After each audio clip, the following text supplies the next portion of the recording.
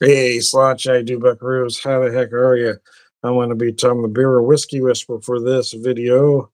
I'm a little tired to steal from a guy in 60 seconds. I'm a little tired. I'm a little wired. Anyways, I'm not wired. I am tired, though. It was a long week. Anyways, I'm not going to focus on that or talk about work in any way, but see if I can get this figured out real quick. Oops, coming on like it's supposed to. There we are. I'm going to fix my privacy setting real fast. Bear with me. All right, now we're in business. Anyways, how the heck are you? I am Tom the Beer and Whiskey Whisperer. Oh, I am Tucker though, so I debated, but I've been wanting to do a video, and it kind of helps me relax, both drinking the alcohol and saying things. Sometimes much to others' chagrin. Ugh. Forgot though that I hadn't really cleaned up the bar cart since St. Patrick's Day, so bear with me. So I've got a beer here. It is the Four Hands Reprise Centennial Red Ale. They brought this one back. This was the beer that really got them started. It is a beautifully done old school IPA. I mean, they call it a red, but I mean, hell, back in the day, most original IPAs were the color of this beer anyway.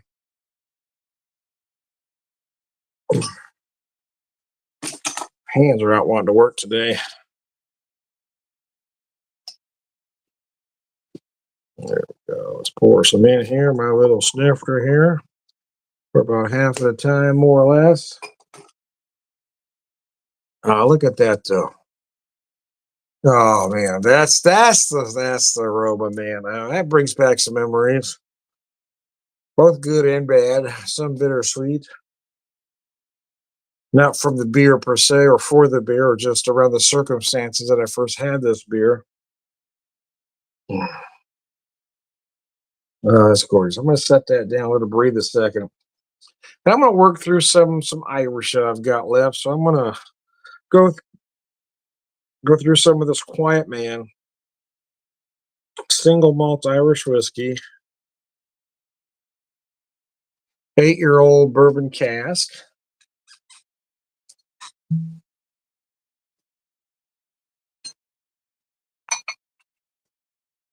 Bourbon cask is pretty standard. It's become popular to use sherry, port, and those are fine.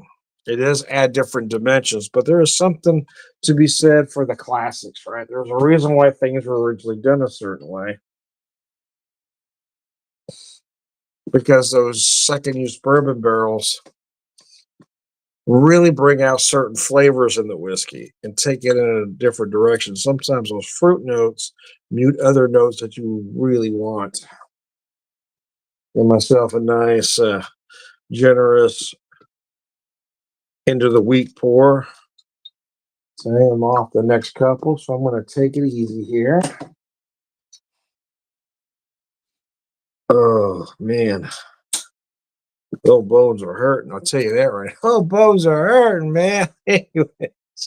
Anyways, I digress. Let me see.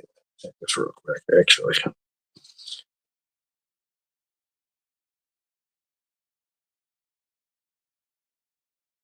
here I can see if anybody pops on.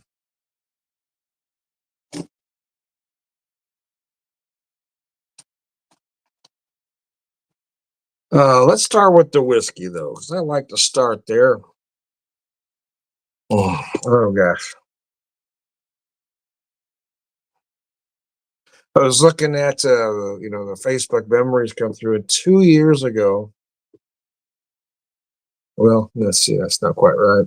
Yeah, 2 years ago.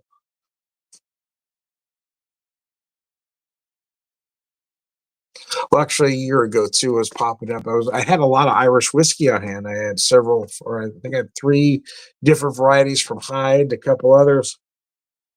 But once those were gone, by the end of St. Patrick's Day last year, I'd never been buying any Irish. That we were saving up for our vacation in Ohio, and I bought a lot of small distillery products, mostly well, a combination of bourbon rye and single malt American.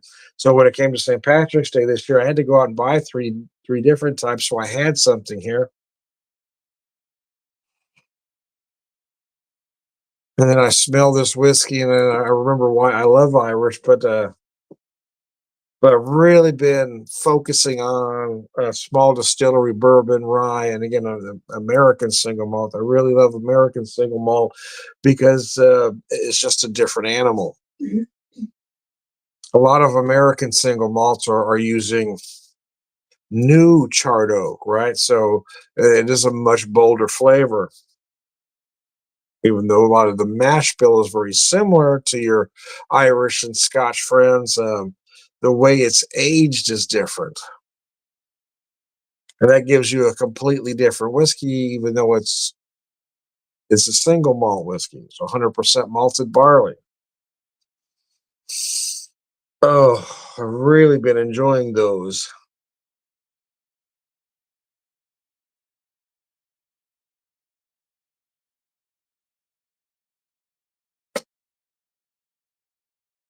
Oh, but Irish whiskey is just so easy to drink, right?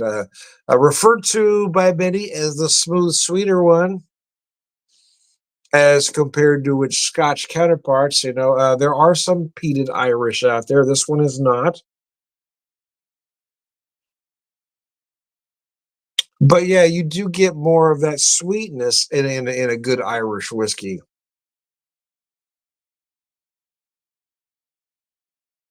Some might say more drinkable. Scotch drinkers will tell you it's boring, but others will tell you, like myself, will say subtle isn't boring. You just might have to just wait for those flavors a little bit. Most Irish, not all, and depending on what you're buying, tend to be a little more subtle, delicate, if you will. But maybe that's why I like Irish so well. But then the other side of that is my split personalities. I love bourbon, and especially American or small distillery bourbon because it is bold, is brashed in your face. Kind of depends on what you're drinking at the moment, I guess. Uh, but this whiskey is just nice. It's a rather affordable single malt. It's under 40. I think it was 36.99 in my neck of the woods.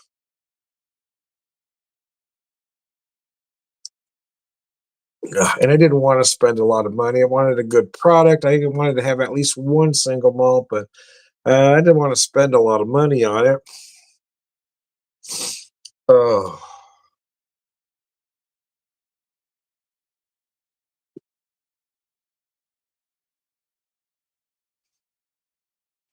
oh, mercy. A lot of sweetness up front. You might get notes of honey, heather, which could impart flavors and aromas of lavender, chamomile. Really depends on you, to be honest with you.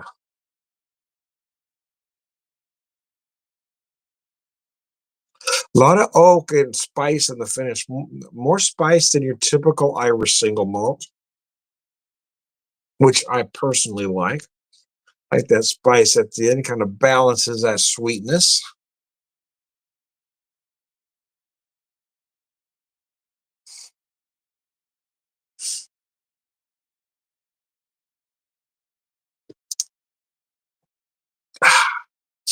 Anyway, let me set this down for a second. Let me pick up this beer.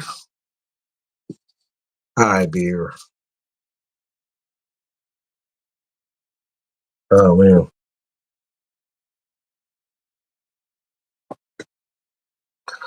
Oh, gosh.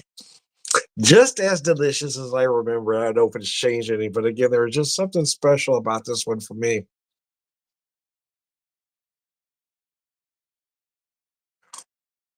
It was the first Four Hands beer that I had.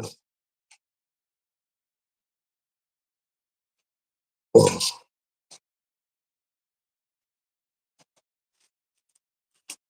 Oh, it's just delicious.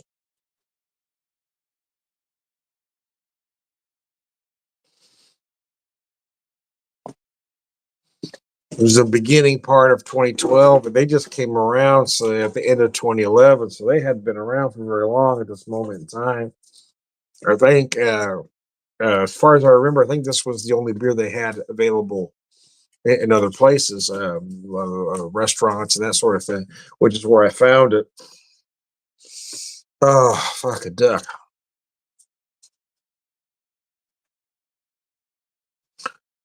Old bones are hurting tonight, man.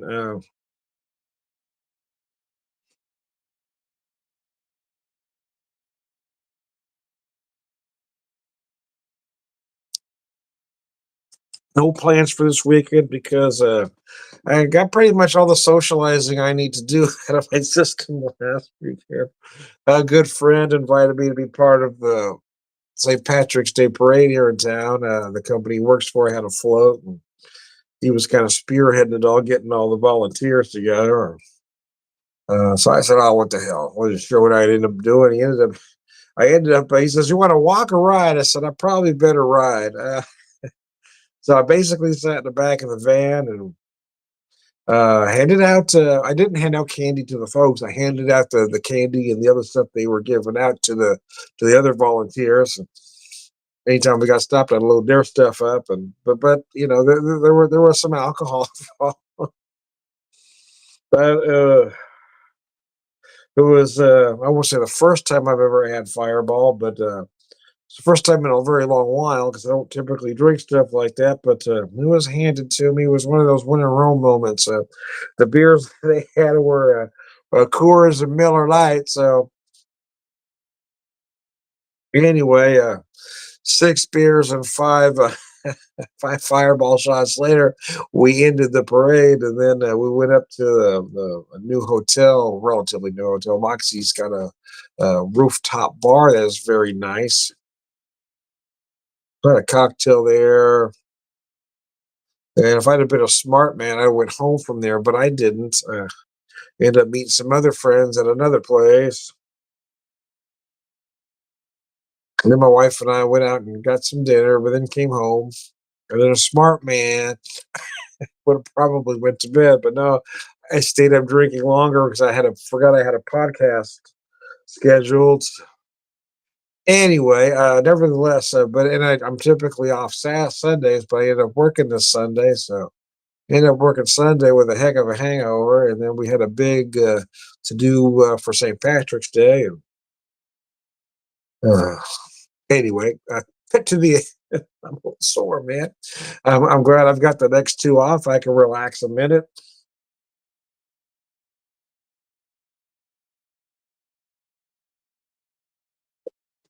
But nothing planned really. Just gotta hang out. I think.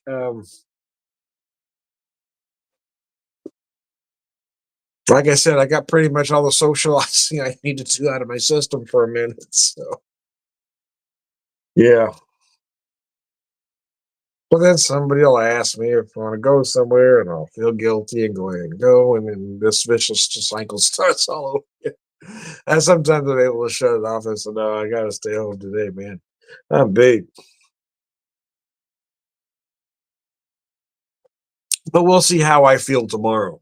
The way I feel right this particular moment in time, I'm gonna I'm gonna stay in solitude tomorrow.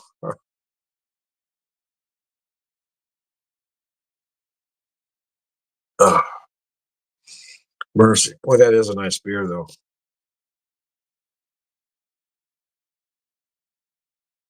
Ugh.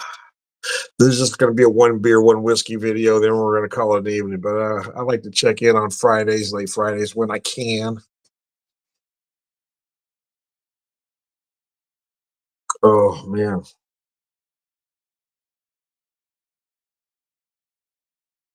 I haven't ate for several hours. I'm drinking this beer and I'm already full and bloated. I've been struggling drinking beer lately. Been having a hard time getting it down.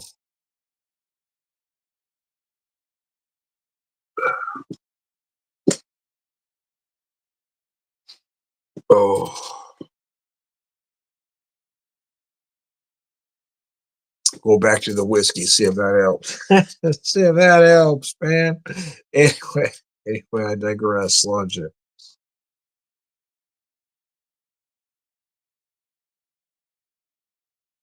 Whiskey's going down just fine. Just struggling getting that beer down, man.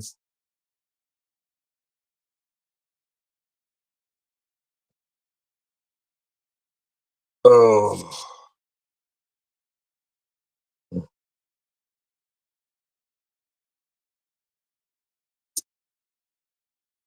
Anyways, I hope everybody survived St. Patrick's Day out there. So what's our next thing? Easter, I guess. Not necessarily a partying holiday, not known for a party holiday, but there's ham involved. So there's ham involved, so there's that. And who doesn't want to have something to drink when there's ham involved? Anyway, I digress. I am tired and punchy, so I think I'm going to just wrap this one up. But anyways, I check in with you on a Friday. I am Tom the Beer Whiskey Whisperer, Whiskey Evangelist, prolific whiskey drinker, premier wisdom all around good guys. Launch you.